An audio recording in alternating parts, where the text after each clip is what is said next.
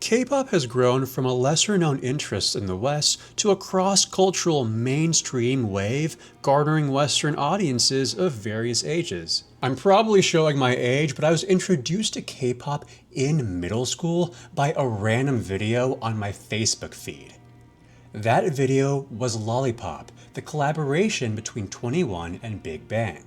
I was enamored by the colorful visuals, catchy beat, and the fact I saw a group of Asian people having fun and making music in a time where it wasn't as common for Asians to be in my media spotlight.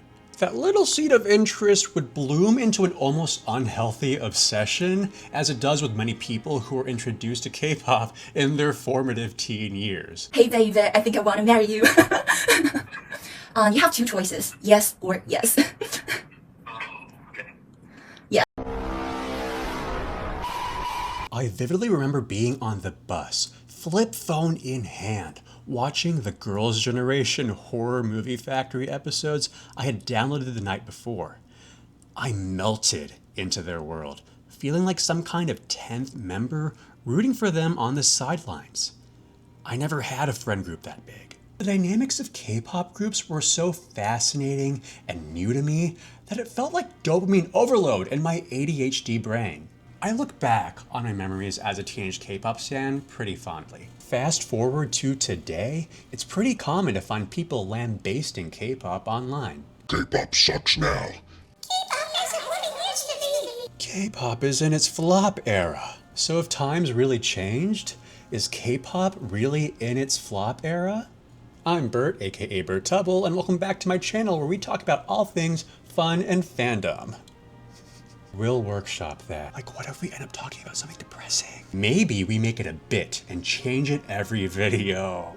Anyways, today we are venturing into the world of K-pop as we seek the answer to the question, is K-pop in its flop era? Take a shot every time I say that. But first we have to answer, what is a flop era? While the term flop era is commonly associated with the lexicon of the 2020s, the usage of flop, derogatory, can be seen as early as 2010. This blog, released on September 15th, 2010 by Random J, describes Christina Aguilera's sixth album Bionic as a flop. This album is notorious in the pop world for underperforming. Flop is no term of endearment. When combined with era, the word signifying a fixed point in time, you get a phrase denoting a time of struggle, of flopping. Many current K-pop stans have vocalized feeling fatigued from K-pop. Oversaturation of the industry contributes heavily to this feeling. There have been hundreds of new K-pop groups and soloists that have debuted in the 2020s. When coupled with a culture of dedication where people aren't perceived to be true fans if they aren't following every release of content, know what the members did on July 11th, 2022, buying all the albums, attending all the concerts, it's no wonder people are exhausted trying to keep up with the Joneses. Or maybe keeping up with the Kims. Some argue that K-pop has always had a deluge of new groups debuting every year. Psy debuted in 2001, and he shared his debut year with well over 30 other Korean acts. However, something interesting to note is that we are in a period where groups from multiple generations have begun to overlap. YG's third girl group 21 debuted in 2009, had seemingly disbanded in 2016, but reunited in 2022, and is currently active on tour. They are now simultaneously active alongside YG's newest girl group, Baby Monster, who debuted over a decade after them. The modern workforce is actually experiencing a similar phenomenon with 4 generations working simultaneously: Gen Z, Millennials, Gen X, and Boomers. This has resulted in increased competition to the dismay of many recent graduates. This isn't too different from K-pop idol situations. They're essentially employees of their companies. You have been promoted. You are now one of my elite employees. All these groups and competition leads to us, the consumers, having analysis paralysis, aka What are we prioritizing? Which groups are we okay with being just casual listeners of? And which groups do we want to be hardcore stans for?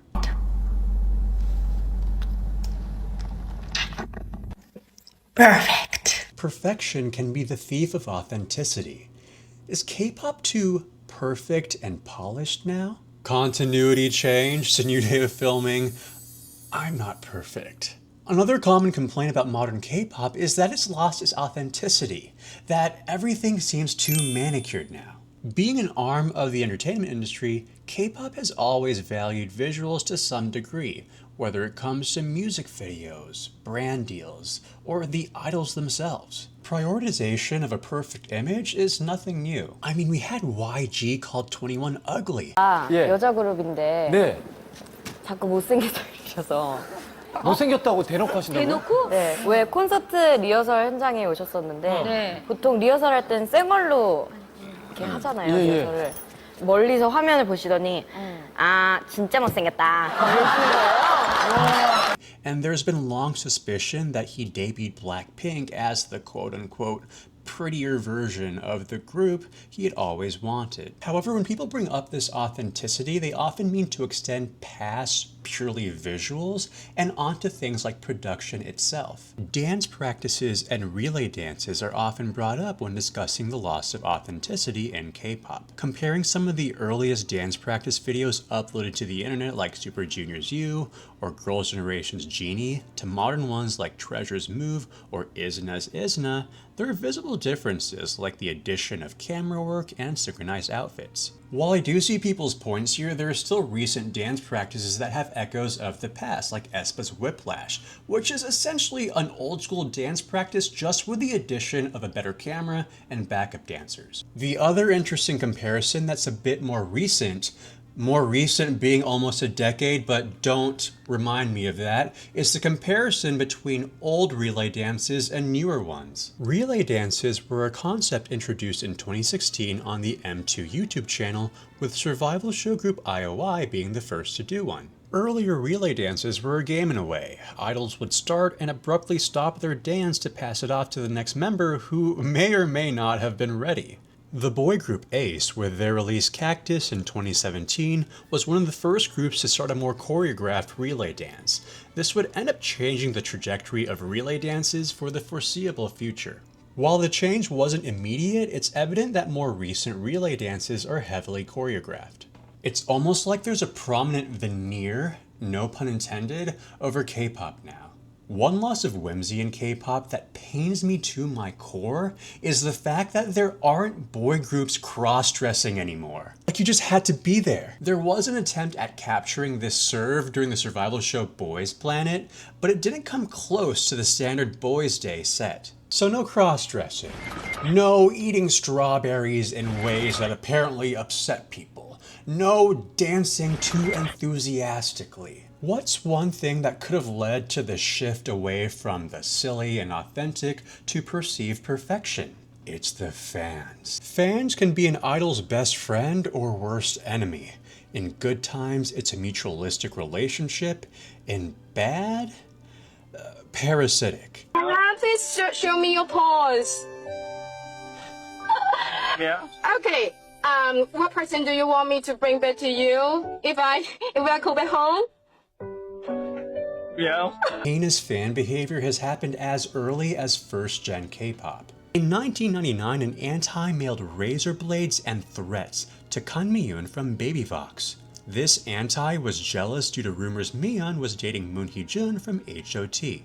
Yoon Eun-hye, also from Baby Vox, was shot in the eye by an anti who used a water gun filled with soy sauce and vinegar. In second gen, Yuno from TVXQ was poisoned by a fan who gave him a drink laced with superglue. Demons exist, and they live amongst us. Now, I haven't heard of situations as severe as those happening in 5th gen K-pop, but evil doesn't die. It evolves. We are now in the era of online discourse wars. Rage bait accounts galore. Fandom wars with such vigor they'd make a Roman general tremble. You have a dissenting opinion? Death threat for you! Will this video get me some? Let's find out. It's like Christmas gifts, except instead of gifts, I'm guessing which slur they're going to use. I know I've taken a step back from getting too involved in the K-pop community online these days because the fan wars are just too much. Thanks to our dependence on the internet, both us and idols, an anti could just type some words and then press enter to both poison the minds of the idol and minds of other stans. Something on the more subjective end of the K-pop flop era is the perceived quality of K-pop songs right now. I do go over a bit of the westernization of K-pop and the loss of traditional K-pop sounds in my first video, shameless plug, but overall I feel like this is a more subjective aspect. While I and many others miss older K-pop sounds, I still see a lot of newer stans who might have started in 5th gen really liking new releases. But something that's pure facts, you cannot argue this, is how expensive K-pop is getting. Just to name a few things making K-pop more expensive, we have the increase in concert ticket prices thanks to things like dynamic pricing.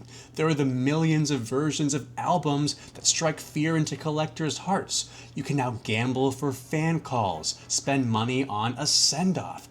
There's just too much. It's ironic. Back in the day, Western K-pop fans would beg for their faves to come over, have some concerts, spend time with the fans, and now they are. They're coming and going and coming and going. They keep coming back, but the prices keep going up. It's the monkey's paw.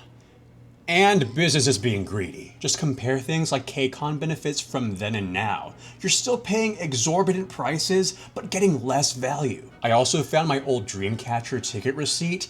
This is the price, if I remember correctly, with the ticket. VVIP, I got all these benefits.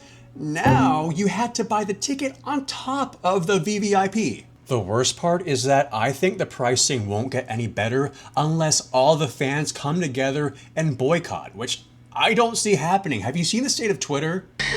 God, I can't spend eternity here. This place. So asking the question again, is K-pop in its flop era?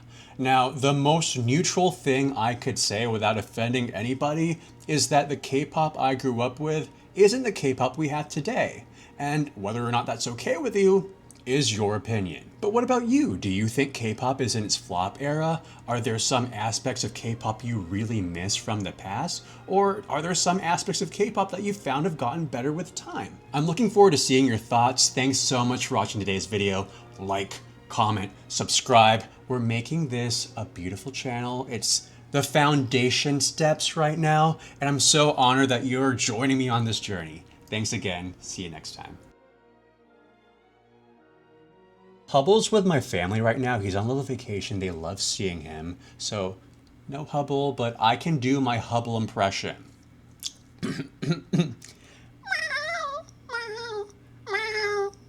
Okay.